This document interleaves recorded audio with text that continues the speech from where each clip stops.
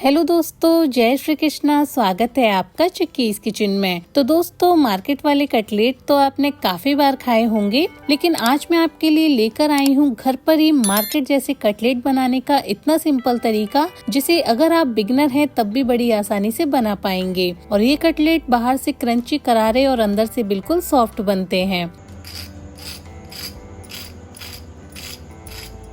और इसे बनाने में बहुत ज्यादा कोई तामझाम भी नहीं है। कम से कम सामान में ये बड़ी ही आसानी से बनकर तैयार हो जाते हैं। तो चलिए इसे बनाना शुरू करते हैं। रेसिपी जरा सी भी पसंद आए तो चैनल को सब्सक्राइब जरूर करें।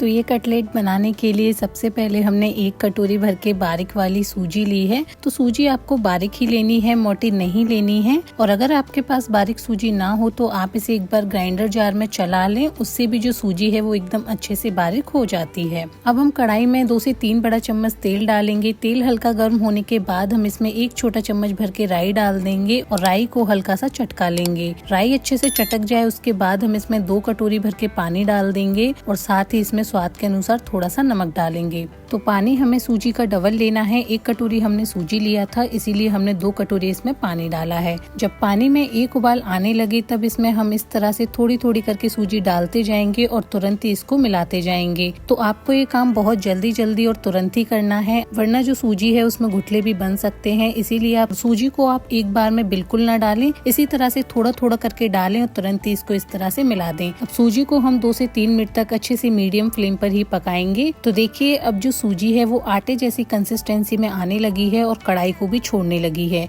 यानी जो सूजी है वो एकदम अच्छे से पक गई है।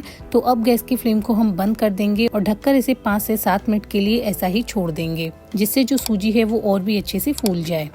अब स्टफिंग बनाने के लिए हमने 4 उबले हुए आलू लिए हैं, जिन्हें हमने एकदम अच्छा ठंडा कर लिया है। अब एक एक करके सारे आलू का हम इस तरह से छिक्का लटाते जाएंगे। तो इस बात का आप भी बहुत अच्छे से ध्यान रखें कि स्टफिंग बनाने के लिए आलू का ठंडा होना बहुत जरूरी है। अगर आप गरम गरम आलू की स्टफिंग बना देंगे तो जो स्टफिंग है वो हल्की सी स्टिकी भी हो सकती है, जिससे जो नाश्ता है वो बिल्कुल भी अच्छा नहीं बनेगा। तो इसीलिए आप आलू को एकदम अच्छे से ठंडा कर लें। अब सारे आलू को छीलने के बाद मैं आलू को इस तरह से हाथों से ही फोड़ रही हूँ, लेकिन अगर आप चाहें तो आलू को ग्रेटर में भी ग्रेट कर सकते हैं। तो हाथों से ही मैंने आलू को एकदम अच्छे से मैश कर लिया है और देखिए आलू के अंदर बिल्कुल भी चंक्स नहीं है, आलू एकदम स्मूथ मैश हुआ है। तो अब 5 से 7 मिनट भी हो गए हैं। तो अब हम सूजी को एक बड़े से बर्तन में निकाल लेंगे और देखिए सूजी पहले से बहुत अच्छे से फूल गई है और बिल्कुल भी स्टिकी नहीं है। तो सारी सूजी को परात में निकालने के बाद हम हाथों से ही इसे अच्छे से मसलते जाएंगे, जिससे सूजी के अंदर बिल्कुल भी गठले ना हो और सूजी जो है वो एकदम अच्छे से स्मूथ हो जाए।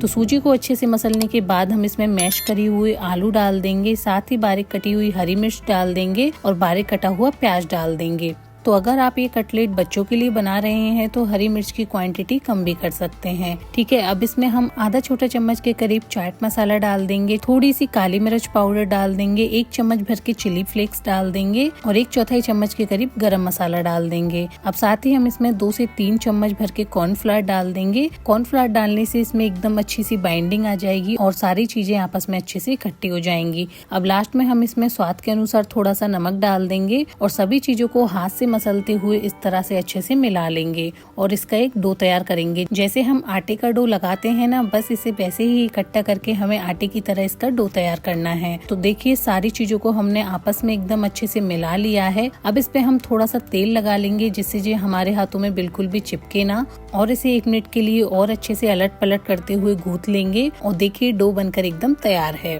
अब हम कढ़ाई में रिफाइंड तेल डालकर तेल को एकदम अच्छा गर्म होने रख देंगे, जब तक हम बना लेते हैं कटलेट, जिसके लिए हाथों पर हमने इस तरह से अच्छे से तेल लगा लिया है, जिससे जब हम कटलेट बनाएंगे तो डो हमारे हाथों पर बिल्कुल भी चिपकेगा नहीं। अब हम थोड़े से पोर्शन को इस तरह से हथेलियों की मदद से रोल करते जाएंगे और इसे कटलेट का शेप दे देंगे। आप चाहें तो इसे अपने मनपसंद किसी भी शेप में बना सकते हैं, लेकिन मैं इसे मार्केट में मिलने वाले बिल्कुल कटलेट के शेप में बना रही हूँ। तो देखिए मैं आपको दोबारा इसे बनाकर बताती हूँ। तो थोड़े से पोर्शन को इस तरह से हथेलियों की मदद से हम अच्छे से रोल कर लेंगे और इसे कटलेट का शेप दे देंगे। तो एक एक करके सारे कटलेट को हमें इसी तरह से बनाना है और देखिए एक एक कर हमने सारे कटलेट बनाकर तैयार कर लिए हैं और देखिए दिखने में लग रहा है ना बिल्कुल मार्केट जैसा शेप। तो सारे कटलेट हमारे बन गए हैं। अब हम एक और जरूरी काम करेंगे, जिसके लिए हम एक जार में 2 से 3 ब्रेड को इस तरह से तोड़ तोड़ के डाल देंगे और इसे अच्छे से पीस लेंगे। तो देखिए ब्रेड पीसकर एकदम तैयार है। अब इसे हम एक बर्तन में निकाल लेंगे और अब हम एक स्लरी तैयार करेंगे, जिसके लिए हम 2 चम्मच कॉर्नफ्लोर में थोड़ा सा नमक डालेंगे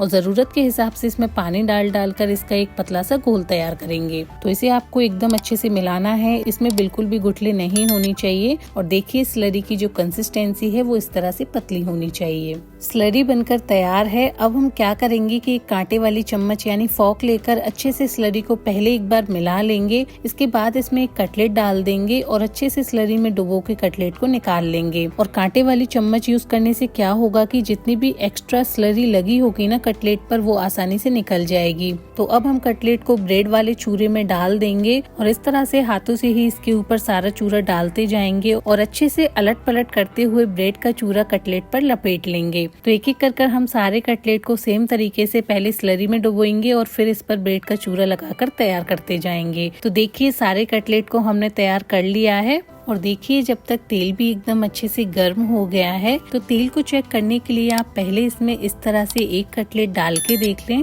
तो देखिए कटलेट पे कितना बढ़िया कलर आ गया है और ये अच्छे से सिकना भी शुरू हो गया है। तो अब हम बाकी के कटलेट को भी एक एक कर तेल में छोड़ते जाएंगे। और हाँ, कटलेट को हमें हाई फ्लेम पर फ्राई करना है, धीमी आंच पर फ्राई बिल्कुल नहीं करना है, ठीक है। क्योंकि धीमी आंच पर अगर आप इन्हें सेकेंगे तो ये तेल पी जाएंगे और जो कटलेट हैं वो नरम भी पड़ सकते हैं। तो इसीलिए आप कटलेट को हाई फ्लेम पर ही इस तरह से अलट पलट करते हुए सेक लें। हाई फ्लेम पर सेकने से जो कटलेट है वो बाहर से एकदम क्रंची सिक कर तैयार होगा। तो देखिए ये वाला कटलेट हमने पहले डाला था और ये एकदम अच्छे से सिक गया है और इस पर गोल्डन क्रिस्पी कलर भी आ गया है। तो इसे अब हम निकाल लेंगे और बाकी के कटलेट को इस तरह से सुनहरी रंग आने तक अलट पलट करते हुए सेक लेंगे। तो देखिए कटलेट अच्छे से सिक गए हैं। अब इन्हें हम निकाल लेंगे और देखा आपने, लग रहे हैं ना बिल्कुल मार्केट जैसे। तो सारे कटलेट को निकालने के बाद बाकी के बचे कटलेट को भी हम तेल में डालकर अच्छे से फ्राई कर लेंगे। तो कटलेट को हमें तेल में डालने के तुरंत बाद ही इन्हें नहीं छूना है या इन्हें अलट पलट नहीं करना है। जब ये 10 से 12 सेकंड के लिए हल्के से सिक जाएं और इन पे हल्की सी कोटिंग चढ़ जाए, तभी हम एक झांझर की मदद से इन्हें इस तरह से अलट पलट करते हुए दोनों तरफ से सुनहरा होने तक सेक लेंगे। और जब कटलेट इस तरह से सुनहरी क्रिस्पी हो जाए, जब हम कटलेट को तेल से बाहर निकाल लेंगे।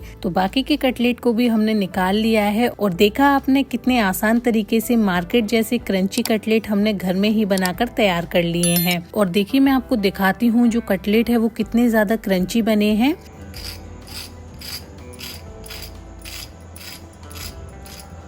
तो आप भी इस रेसिपी को एक बार जरूर बनाकर देखें, ये बहुत ही ज्यादा टेस्टी बनती है। और देखिए मैं आपको कटलेट को तोड़कर बताती हूँ, ये अंदर से जितना सॉफ्ट है ना, बाहर से उतना ही क्रंची बना है। तो मैं उम्मीद करती हूँ कि मेरी आज की ये सिंपल सी रेसिपी आप सभी को जरूर पसंद आई होगी। अगर आपको ये रेसिपी अच्छी लगे तो वीडियो को लाइक करें, कमेंट करके जरूर बताएं और अपने फ्रेंड्स एंड फैमिली में शेयर जरूर करें। और आगे भी ऐसी मजेदार और आसान सी रेसिपीज देखने के लिए आप अपने चैनल चिक्कीज किचन को सब्सक्राइब करना बिल्कुल न भूलें। धन्यवाद। मिलते हैं आपसे ऐसी ही नेक्स्ट रेसिपी के साथ। जब तक के लिए जय श्री कृष्णा।